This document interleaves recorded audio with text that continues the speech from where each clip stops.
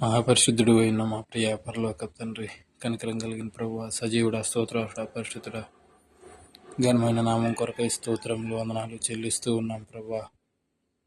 ఈ సాయంత్రకాల సమయం మీ సన్నిధి వాక్యం, మీ సన్నిధిలో మీ యొక్క వాక్యాన్ని ధ్యానించడానికి మీరు ఇస్తున్న సమయం కొరకై, మీరు ఇస్తున్న తరుణం కొరకై మీకు కృతజ్ఞతలు స్తోత్రాలు చెల్లిస్తూ ఉన్నాం ప్రభువా. ఈ వాక్యం ద్వారా మీరు మాతో మాట్లాడండి, మీ బిడ్డలందరితో మాట్లాడండి. వాక్యం ద్వారా మేము నేర్చుకొని విశ్వాస జీవితంలో ఎదిగేదానికి మీ కృపను అనుకరించండి. మీ దాసుని బలపరచండి, మట్టి పురుగును జ్ఞాపకం చేసుకునండి. కొద్ది వాక్యం ద్వారా మీరే మహిమను పొందమని సమయం అంతా కూడా మీ కరుణగల కృపగల హస్తాలకు అప్పగిస్తూ ఉంటుండగా మీరు చేస్తున్న ప్రతి విధమైన సహాయం కొరకై కృతజ్ఞతలు స్తోత్రాలు చెల్లిస్తూ యేసుక్రీస్తు పరిశుద్ధ నామంలో స్తోత్రం చెల్లించి ప్రార్థించి అడిగి వేడుకుంటున్నాం తండ్రి, ఆమేన్. మా ప్రియమైన వాళ్ళారా, ఈరోజు మన వాక్య ధ్యానం విధేయత అనేది మన విశ్వాస జీవితానికి, క్రైస్తవ జీవితానికి ఎంత ప్రాముఖ్యమైనదో ఈరోజు మన వాక్య ధ్యానం ద్వారా మనం తెలుసుకుందాం. విధేయత, దానికి ఆపోజిట్ వాడు ఏంటంటే అవిధేయత. ఈ రెండు కూడా మన విశ్వాస జీవితానికి విధేయత పనికొచ్చేది, అవిధేయత మన విశ్వాస జీవితాన్ని నాశనం చేసేది. విధేయత ఎలాగుంటుందో, ఎలాగున మనం విధేయత కలిగి ఉంటే మన క్రైస్తవ విశ్వాస జీవితంలో మనం ఎలా ఎదగలుగుతామో ఆయా భక్తుల జీవితాల ద్వారా మనం ఈరోజు వాక్యంలో తెలుసుకుందాం.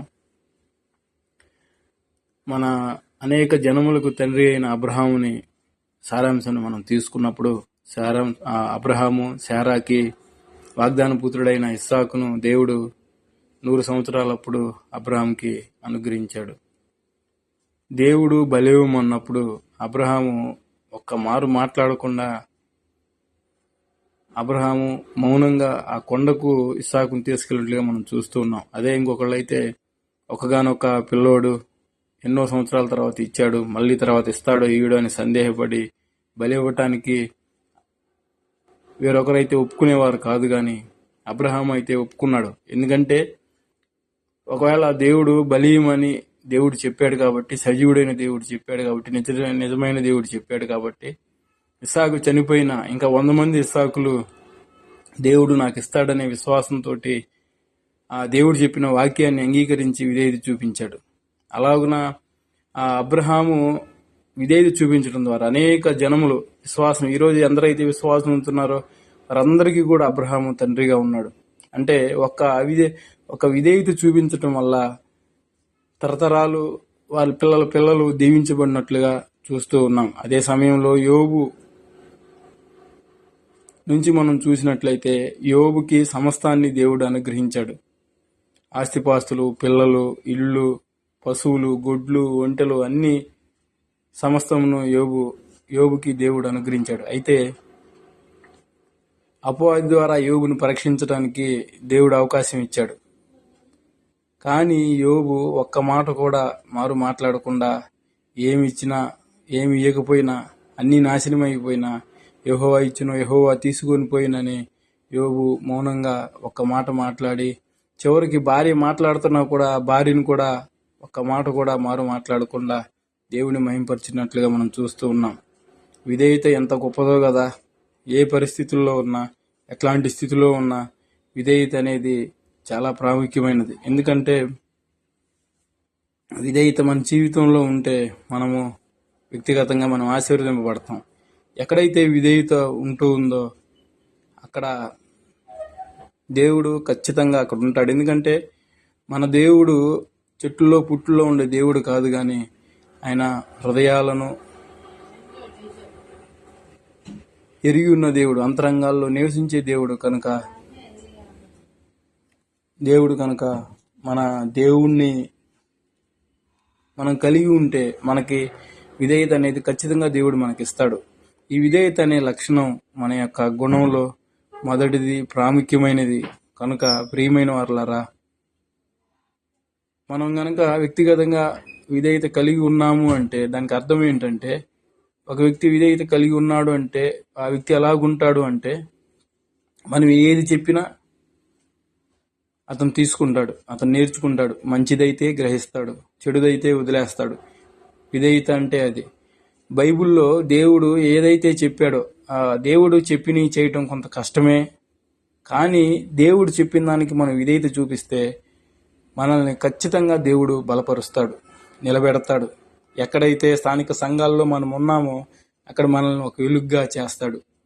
మనము ఎప్పుడైతే విశ్వాస జీవితంలో విధేయతకి స్థానం ఇచ్చి ఒకదాని వెంబటి ఒకటి విధేయత చూపిస్తూ ఉంటాం, అంటే కుటుంబంలో బిడ్డల దగ్గర, తల్లిదండ్రుల దగ్గర, సంఘంలో సంఘ పెద్దల దగ్గర, సాటి సహోదరుల మధ్య, ఇలా అనేక విషయాల్లో మనం విధేయత చూపిస్తూ ఉంటాము. దేవుడు మనకి కృపను అనుగ్రహిస్తూ ఉంటాడు.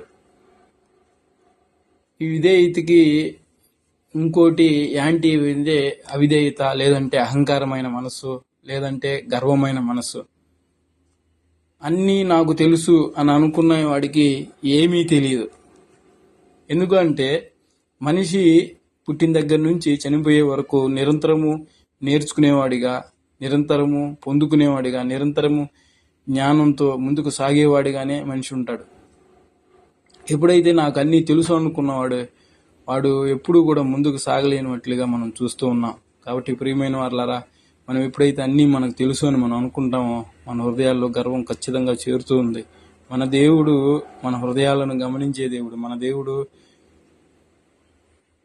విరిగి నలిగిన హృదయాన్ని ఖచ్చితంగా కనిపెట్టి నడిపించే దేవుడు. యథార్థవంతులను కనిపెట్టకు యెహోవా కనుదృష్టి లోకమంతా సంచారం చేయుచున్నది. మన కుటుంబంలో మనం విధేయత చూపిస్తున్నామా? మన యొక్క ఉద్యోగాల్లో మన పైన ఇన్ఛార్జీలకి మనం విధేయత చూపిస్తున్నామా? సంఘాల్లో సంఘ పెద్దలకు, విశ్వాసులకు మనం విధేయత చూపిస్తున్నామా? లేదా అవిధేయత కలిగి పొగరుగా మనం మాట్లాడుతున్నాం? ఒక్కసారిగా మనకు మనం పరీక్షించుకున్నాం. ఎందుకంటే ఈరోజు కుటుంబాల్లో చాలా వాటికి విధేయత లేకపోవడం వల్ల భార్యాభర్తల మధ్య సఖ్యత లేదు, సంఘాల్లో సంఘ పెద్దల మధ్య, విశ్వాసుల మధ్య సఖ్యత లేదు. ఇలాంటి ఏ పరిస్థితి అయినా కూడా నేను ఎందుకు విధేయత కలిగి ఉండాలని ఇప్పుడు అనుకుంటూ ఉన్నారు, కానీ నేను దేవుని బట్టి విధేయత కలిగి ఉండాలి, ఆశీర్వదింపబడాలి అని నేను అనుకోవట్లేదు. కానీ మనం అలా ఉండకూడదు మా ప్రియమైన వారలారా. ఆత్మ సంబంధమైన ప్రతి ఆశీర్వాదం మనం పొందుకోవాలి అంటే, ఖచ్చితంగా మనము ఆత్మీయంగా బలపడాలి అంటే ఖచ్చితంగా మనం విధేయత కలగవలసిన వారంగా, దేవుని వాక్యానుసారంగా మనం ముందుకి సాగవలసిన వారంగా మనం ఉన్నాం. కాబట్టి ప్రియమైన వారలారా విధేయత కలిగి మనం ముందుకు సాగుదాం. ఎప్పుడైతే విధేయత మన జీవితాల్లో ఉంటుందో ఖచ్చితంగా దేవుడు మనల్ని బలపరుస్తాడు, నిలబెడతాడు. అవిధేయత వలన మనం కొన్ని కోల్పోవలసిన వారంగా మనం ఉంటూ ఉన్నాం. ఎప్పటికప్పుడు మనం సరిచేసుకుందాం, దేవుని సన్నిధిలో ప్రార్థిస్తున్నాం, దేవునిలో కనిపెడతా ఉన్నాం. అలా ఉన్నప్పుడు దేవుడు ఖచ్చితంగా మనల్ని బలపరుస్తాడు. ఇంకా మనం చూసుకుంటే విధేయత చూపించిన వారిలో చాలా మంది భక్తుల్లో మనం చూస్తూ ఉన్నాం. యేసేపు దేవుడికి విధేయత చూపించాడు. ఎన్ని శ్రమల్లో, ఇబ్బందుల్లో, ఇరుకుల్లో మౌనంగా ఒక్క మాట కూడా మాట్లాడలేదు. అయినా కూడా యేసేపును దేవుడు సిద్ధపరిచాడు, బలపరిచాడు. కాబట్టి ప్రియమైన వారలారా, జ్ఞాపకం చేసుకుందాం. యోబు ఎలాగున విధేయత చూపించాడో, అబ్రహాము ఎలాగున విధేయత చూపించాడో, యేసేపు ఎలాగున విధేయత చూపించాడో, అటువంటి విధేయతను మనం కనపరిచి మన స్థానిక సంఘాల్లో, కుటుంబాల్లో, వ్యక్తిగతంగా మనం దేవుని ద్వారా ఆశీర్వదింపబడ్డాం. అవిధేయతను మన నుంచి తొలగించుకుందాం. మీరు, మీ కుటుంబాలు అన్నీ కూడా క్షేమంగా ఉండును గాక. మీకు ఈ వీడియో నచ్చితే లైక్ చేయండి, షేర్ చేయండి, ప్రార్థన చేయండి. ఈ పరిచర్య కొరకు మీరే ముందుకు నడిపించండి, సబ్స్క్రైబ్ చేయండి. చిన్న మాట ప్రార్థన చేసుకొని వాక్యాన్ని ముగించుకున్నాం. పరిశుద్ధుడా, సజీవుడా, మీకు స్తోత్రాలు, వందనాలు చెల్లిస్తూ ఉన్నాం ప్రభా. సహాయం ఇచ్చి నడిపించడానికే కృతజ్ఞతలు. వాక్య ధ్యానమంతట్లో తోడుగా ఉన్నదానికై మీకు వందనాలు, స్తోత్రాలు చెల్లిస్తూ ఉన్నాం.